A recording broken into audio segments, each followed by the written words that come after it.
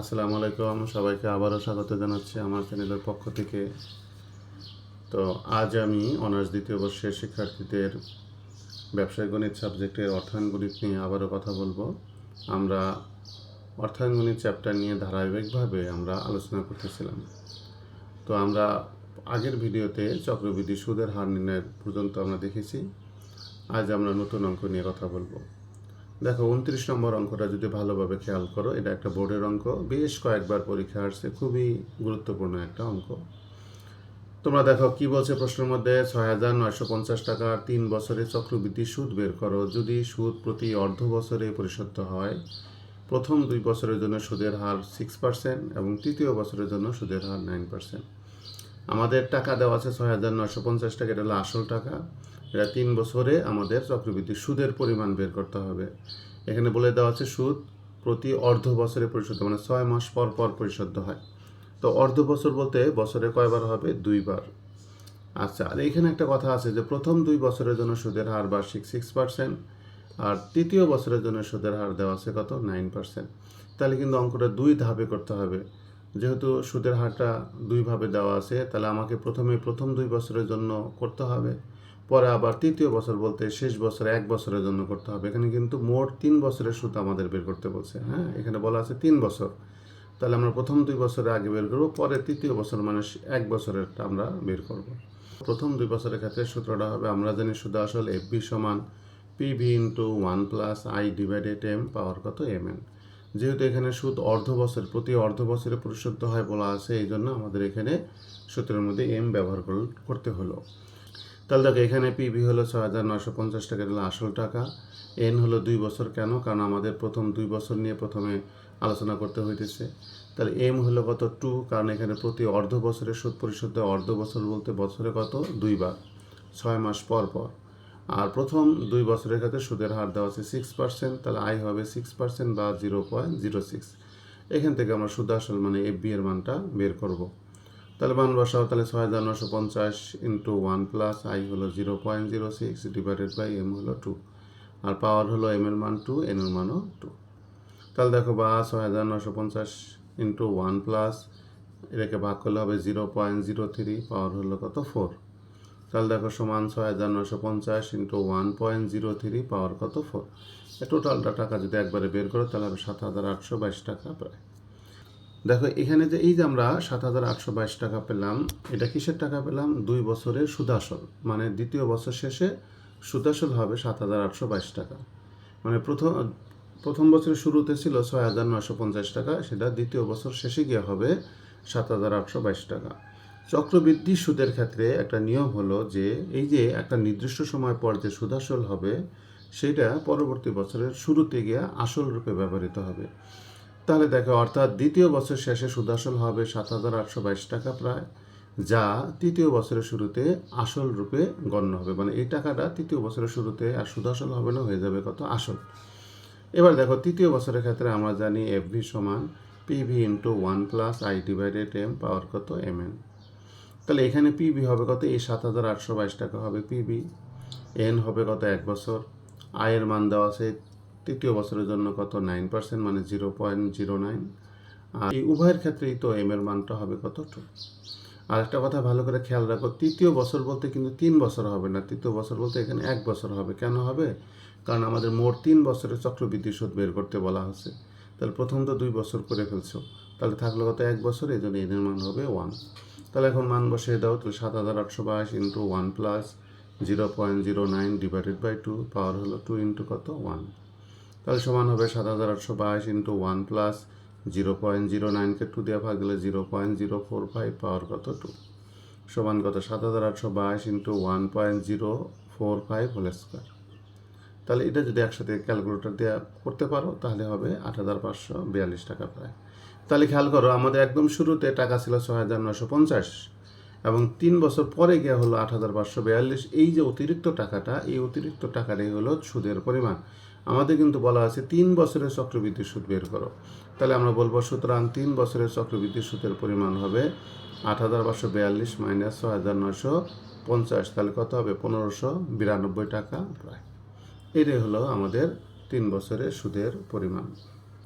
এটা একটা বোর্ডের অঙ্ক, 30 নম্বর অঙ্ক দেখো পরীক্ষা আসছে। সেটা হলো, এক ব্যক্তি মৃত্যুকালে 18,000 টাকা রেখে গেলেন এবং নির্দেশ দিয়ে গেলেন যে এই টাকা তার 9, 12 এবং 15 বছর বয়স্ক 3 পুত্রের মধ্যে এমনভাবে ভাগ করে দিতে হবে যে তাদের প্রত্যেকের বয়স যখন 25 বছর হবে তখন তাদের প্রত্যেকে একই পরিমাণ করে টাকা পাবে। যদি বার্ষিক সুদের হার 3.5% হয় তাহলে 25 বছর হবার পর প্রত্যেক পুত্র কত টাকা করে পাবে। দেখো, এই ব্যক্তিটা মৃত্যুকালে ব্যাংকে রেখে গেছে কত, 18,000 টাকা, এবং কি নির্দেশ দিয়ে গেছে যে দেখো যে তার 3টা ছেলে ছিল, এক ছেলের বয়স 9, এক ছেলের বয়স 12 বছর এবং অপর ছেলের বয়স কত, 15 বছর। আচ্ছা, এখন বলছে এই 18,000 টাকা এই 3 পুত্রের মধ্যে সমানভাবে ভাগ করে দিতে হবে। সেটা কিন্তু এখন না, সেটা বলছে তাদের বয়স যখন 25 বছর হবে তখন। এক এক ছেলে কিন্তু এক এক সময় তাদের বয়স 25 বছর হবে। এখন 25 বছর হবার পর যখন টাকা পাবে তাহলে এটা তার আসল পাবে না, এটা পাবে কত, সুদ আসল। তাহলে প্রত্যেক ছেলের কিন্তু প্রাপ্ত যে সুদ আসল সেই পরিমাণটা কিন্তু সমান হবে। এখন তোমাকে বলছে যদি বার্ষিক সুদের হার 3.5% হয় তাহলে 25 বছর হবার পর প্রত্যেক পুত্র কত টাকা করে পাবে। আচ্ছা, তাহলে যেহেতু তারা পাবে হলো সুদ আসল, এই যে মনে করি 25 বছর হবার পর প্রত্যেক পুত্রের প্রাপ্ত টাকার পরিমাণ হবে এফবি। এখন একটু খেয়াল করো, এই যে সে যে 18,000 টাকা রেখে গেছে আসল টাকাটা, এই আসল টাকাটা কিন্তু 3 পুত্রের টাকা। দেখো এইখানে যে আসল টাকা 18,000, এই 18,000 টাকা কিন্তু 3 পুত্রের মধ্যে ভাগ হয়ে যাবে। 3 পুত্রের আসল টাকা কিন্তু সমান হবে না, সুদ আসল হবে কি সমান। তাহলে খেয়াল করো, আমরা জানি পিভি সমান FV divided by 1 plus I power n1 plus FB divided by 1 plus I power n2 plus FB divided by 1 plus I power n3। তাহলে এই যে প্রথম অংশটা এটা হলো প্রথম ছেলের আসল টাকা, দ্বিতীয়টা হলো দ্বিতীয় অংশ হলো দ্বিতীয় ছেলের আসল টাকা, এবং যে তৃতীয় অংশ দেওয়া আছে সেটা হলো তৃতীয় ছেলের আসল টাকা। এখন দেখো এখানে পিভি টোটাল আসল টাকাটা হলো 18,000 টাকা। আই হলো দেখো সুদ আসল 3.5% দেওয়া আছে, তাহলে এটা হবে 0.035, 100 দ্বারা ভাগ করে দিতে হবে। n1 হলো দেখো সবার বয়স কিন্তু 25 হতে হবে, তাহলে n1 হলো 25 মাইনাস কত 9, তাহলে 16 বছর। n2 হলো 25 মাইনাস এখানে কত দেওয়া আছে 12, তাহলে হবে 13 বছর। n3 হবে 25 মাইনাস কত 15, তাহলে হলো 10 বছর। তাহলে এই মানগুলো যদি আমরা বসিয়ে দিই খেয়াল করো, তাহলে পিভি এর জায়গায় হলো 18,000 সমান FB divided by 1 plus 0.035 power কত 16 plus FB divided by 1 plus 0.035 power কত 13 plus FB divided by 1 plus 0.035 power কত 10, যেহেতু n3 মান আছে 10। তাহলে দেখো বা 18,000 সমান এই সবগুলোর থেকে এফবি কমন নাও। তাহলে এফবি যদি কমন নাও তাহলে কি থাকবে, এখানে 1 থাকবে। তাহলে 1 ডিভাইডেড বাই এই দুটো যোগ করে ফেলো, তাহলে 1.035 পাওয়ার হলো 16 প্লাস 1 ডিভাইডেড বাই 1.035 পাওয়ার হলো 13 প্লাস 1 ডিভাইডেড বাই 1.035 পাওয়ার কত 10। তাহলে দেখো বা 18,000 সমান এফবি ফার্স্ট ব্র্যাকেট, এটাকে যদি ক্যালকুলেটারে লেখো 1 ভাগ 1.035 পাওয়ার 16, তাহলে মানটা আসবে 0.57671, 0.57671 প্লাস এটাও যদি একইভাবে করো তাহলে হবে 0.63940, এটাও যদি একইভাবে করো তাহলে হবে 0.70892। কী করতে হবে, 1 ভাগ 1.035 পাওয়ার 16 আবার 13 আবার দিতে হবে 10।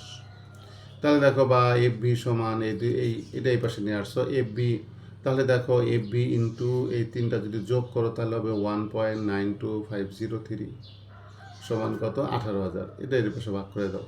তাহলে বা পিভি সমান হলো 18,000 ডিভাইডেড বাই 1.92503, তাহলে অতএব এফবি হবে কত 9,351 টাকা প্রায়। তাহলে আমরা বলতে পারি সুতরাং প্রত্যেক পুত্র 9,351 টাকা করে পাবে।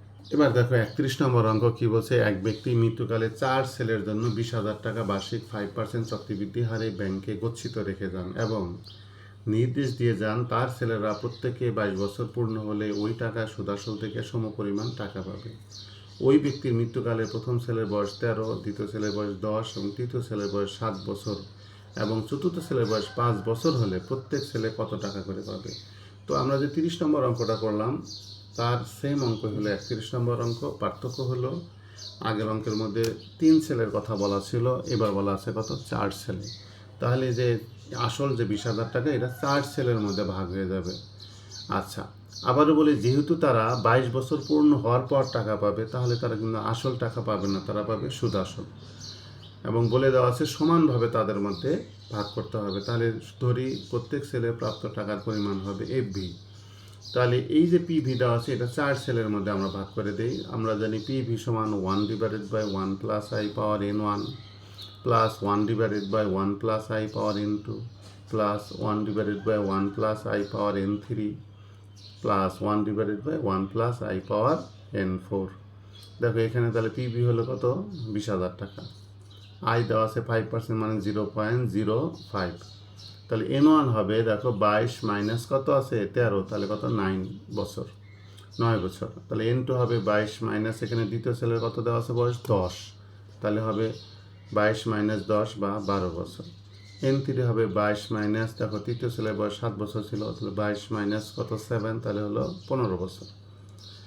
n4 হবে তাহলে 22 মাইনাস এখানে কত দেওয়া আছে 5 বছর, তাহলে 5, তাহলে কত হলো 17 বছর। তাহলে এখন এই পি এর মান বের করতে হবে। এখন মান বসাও।